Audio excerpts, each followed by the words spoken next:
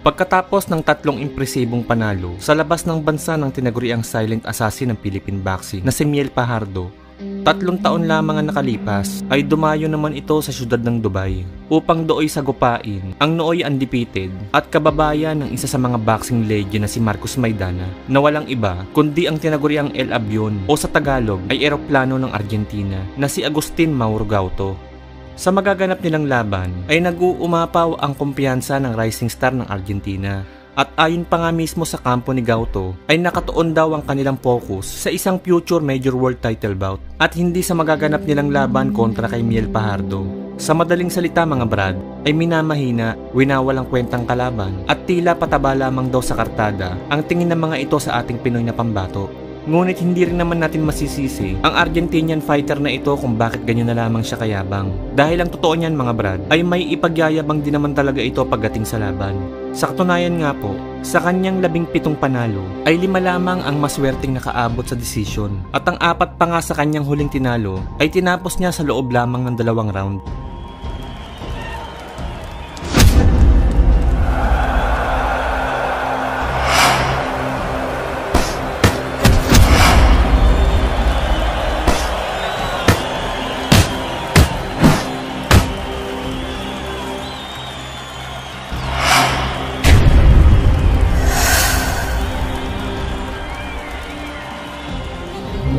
At ganyan nga po kalupit ang boksingerong ito. Kaya naman sa kanyang edad pa lamang na 21 ay hindi nakataka-taka na maging isa itong world title holder. Kabilang nga po sa kanyang mga nahawakang titulo ay ang South American Light Flyweight title, WBO Light Flyweight title, IBF Youth Flyweight title at ang WBO International Light Flyweight title. Idineklara ng WBO bilang top 3 na pinakamagaling na flyweight fighter sa buong mundo, pang-7 sa WBA at pang-4 naman sa IBF. Kaya naman sa mga naging panalo at achievements ng Argentinian fighter na ito ay tila ba sumobra ang taas ng kumpiyansa at tingin nito sa kanyang sarili. Kaya naman ganoon na lamang niya maliitin ang ating kababayang Pinoy. Subalit ang hindi nga po alam ng kampo ni El Avion ay malagim ang sasapitin ng kanilang boxer sa kamay ng tiga Agusan del Sur. Sapagkat ang kanyang Pinoy na makakaharap ay ang magbibigay bangungot at wawasak sa kanyang maningning na mga pangarap. Ang kanilang laban ay ginanap sa Duty Free Tennis Stadium sa ginintuang syudad ng Dubai noong March 26, 2022.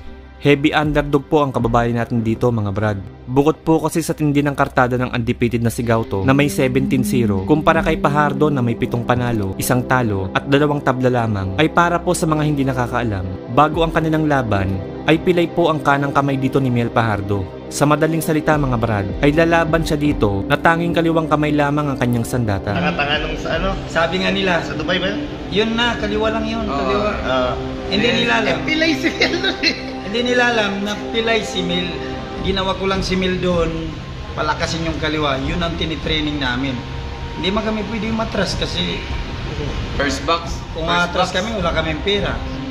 Diba? Bukod po dyan, ay halos lahat ng mga manonood sa venue ng kanilang laban ay mga Argentinian na tiga-suporta ni Gauto. Ganun pa man, bagamat dihadong-dihado sa laban, ay nananatiling kalmado at tahimik si Miel Fajardo habang papasok sa ibabaw ng parisukat na lona.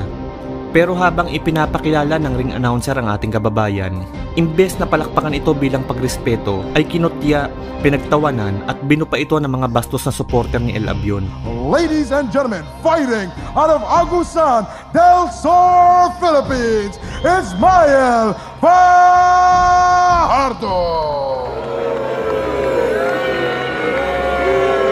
Samantala sa kabilang corner, paglabas pa lang nitong Argentinian, ay lintik na ang hiyawan at palakpakan ng kanyang mga taga-suporta na miyamo Class A na halimaw sa palabas noon na Ghost Fighter. Kaya naman itong si Gauto ay animoy nakarobas at miyamoy ganadong-ganado sa magaganap nilang laban.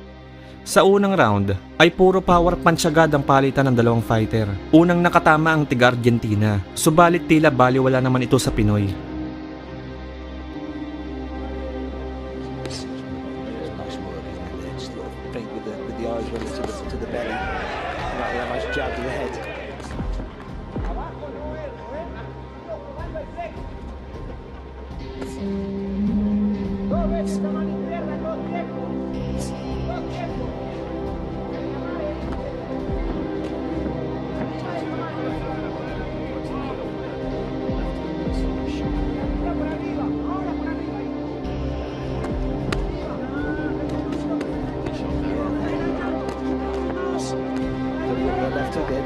the second attack. I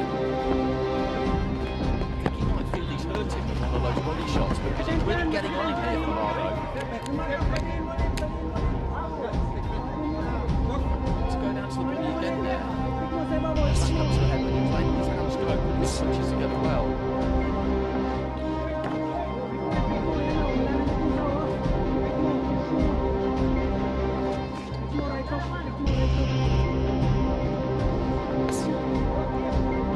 Sort of jabbing difficulty. He's been a bit busy.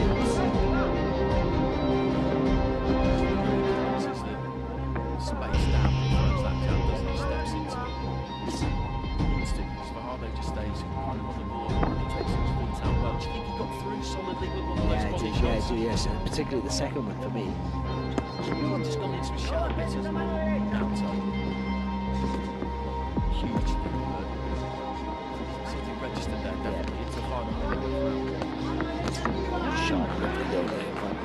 Hard there, left uppercut, left hook. A nod of the head there from Gauto. They both land at the same time. He's having a good opening round here.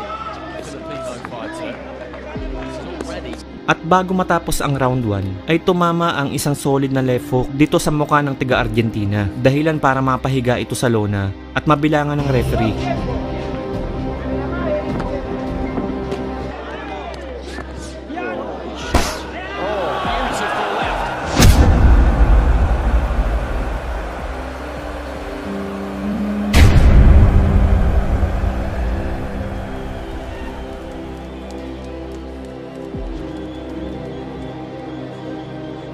Tumayo pa naman ito at sinubukang magpatuloy sa laban.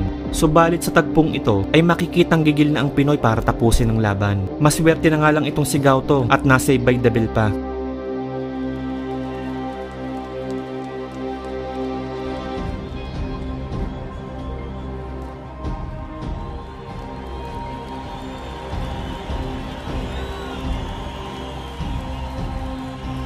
Pagdating naman ng round 2 ay makikitang groggy pa rin ang Argentinian fighter dahil sa tinamo niyang pinsala noong round 1 na sinamantala naman ng ating kababayan at hindi na binigyan pa ng pagkakataon upang makabawi sa laban. His knees quite down to his knees. The gloves touch down as well. But Fajardo just has got to get on top of it. He just needs to stay low for Howard and then come in with that left hook. Good fight back over Gauto. Good left hook. Gauto hit by a left hand, but he's trading here, which could be a problem. Good upper body movement from him. He shifts another left hand, big left hand again. There he touches down with the glove. It was a knockdown. The referee didn't give it a second. Left hand puts him onto his back, and he's just so fragile in there at the minute. That's the problem. He's letting his own hands go. He's showing a ton of bravery and heart in there, but every time he gets hit clean, he's going to go down, and he's going to get hit clean because he's wide open at times. What's the referee doing? Well, the referee's given him extra time there. He missed the knockdown. There was a touchdown with the glove which he missed, and then he was put down. Fajardo just looking for that left hook. Every single time he can throw it, he is throwing it. Dipping low at the waist there, touches down with the glove again, and the referee doesn't see it. That's another knockdown. There's been about 4 knockdowns in this round.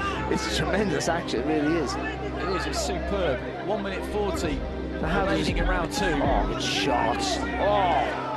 Another big left hand, and he's taken those two somehow.